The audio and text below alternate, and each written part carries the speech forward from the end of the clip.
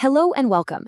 It really feels like there's a new world-changing AI model being announced every other day, doesn't it? And you're not wrong. But underneath all the headlines and the hype, there's a much, much deeper evolution happening. So today, we're going to break down the four key shifts that are transforming AI from just a digital brain into something way more capable. Something like a digital being. Right? It's just this constant flood of new names, bigger numbers, and crazier claims. It's so easy to get lost in all that noise. So, what's actually different under the hood?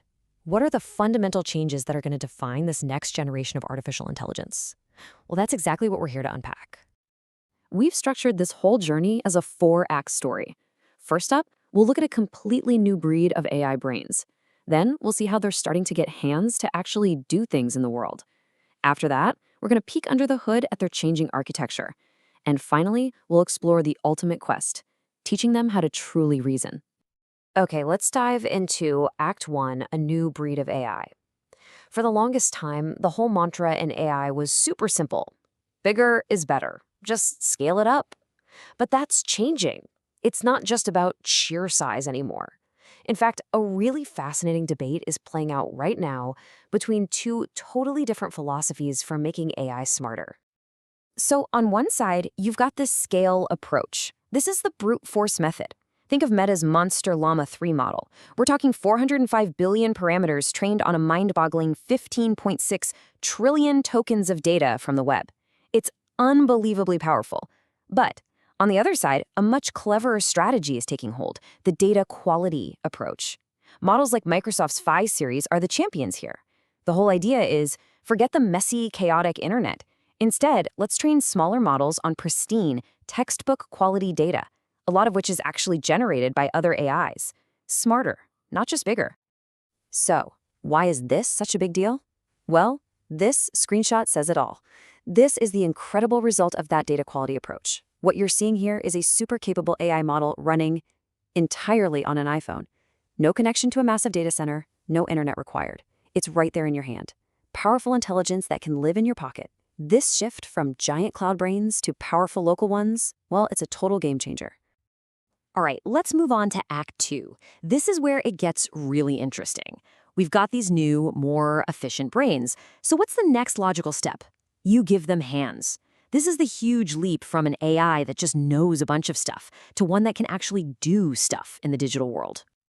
And this brings us to the concept of the AI agent. Now, this is way more than just a chatbot. Think of an agent as a system that doesn't just talk to you, it acts for you. You give it a goal, and it can figure out a plan, use digital tools like a web browser, and see that goal through all by itself. This research on an agent called Voyager is the perfect example. They drop this AI into the world of Minecraft, not with a list of instructions, but with a simple goal: explore and learn.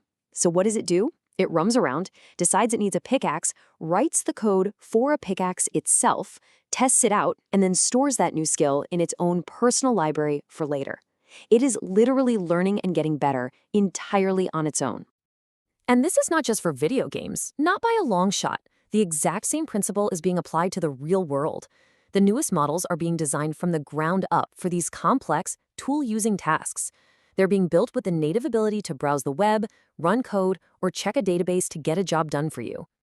And to see just how sophisticated this is getting, check out Agent RxIV. This is a system where a whole team of AI agents work together to do scientific research. You've got one agent acting as the researcher, finding and summarizing academic papers. Another one is the engineer, writing and running code for experiments. And a third agent takes all the results and writes up the final report. It's a fully autonomous research cycle run by AIs. Okay, on to Act 3, Beyond the Transformer. So we've got better models that can take action. Now we're going to go even deeper, down to the fundamental architecture of the AI brain itself. For years, one design has ruled them all, but now it's being completely rewired for more speed and way more efficiency. The reigning king of AI architecture has been the Transformer. It's the engine behind basically every major model you've ever heard of, from GPT-3 onward. But it has a huge Achilles heel: its cost. To put it simply, if you double the length of a document you feed it, it takes 4 times the amount of computation to process. This makes it really slow and really expensive when you're dealing with long things like books or audio or video. But now, a challenger has appeared. a new architecture based on something called state space models, or SSMs. So think of it like this. If a transformer tries to read a book by looking at every single word on every page all at the same time, an SSM-based model, like Mamba, reads it more like a human does, one word at a time, in order, remembering what came before. This linear approach is just dramatically more efficient, especially as the things you're feeding it get longer. And you can kind of see the difference in these two diagrams from the research. Don't worry, they both look complicated, I know. But the key thing is that the one on the left represents that all-at-once parallel processing of a transformer. The one on the right, though, shows the much more direct, streamlined, linear flow of a Mamba architecture. The big takeaway here is a fundamental shift towards a way more efficient design for the AI's core engine. And that brings us to our final act, the holy grail, cracking the code of reason. Okay, so we have more efficient brains, with hands and a totally rewired nervous system.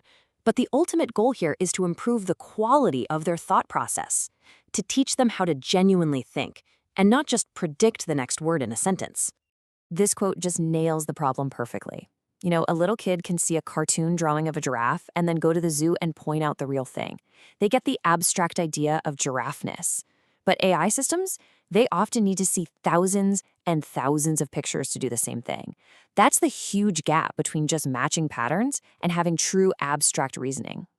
The final exam for this skill is a benchmark called the Abstraction and Reasoning Corpus, or ARC. And this is one of its puzzles. Now for us, looking at those examples on the left, spotting the simple pattern is pretty intuitive. But for an AI that just sees a bunch of colored squares on a grid, figuring out that abstract rule is one of the single hardest problems in the entire fields today. So how on earth do you even start to teach an AI to solve something like that?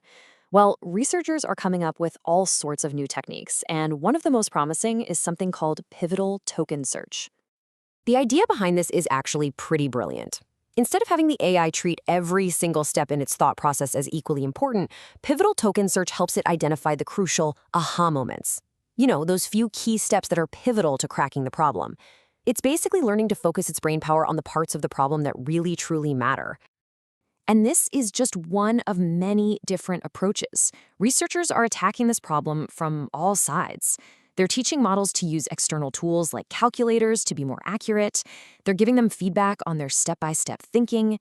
They're creating perfect synthetic data just for problem solving.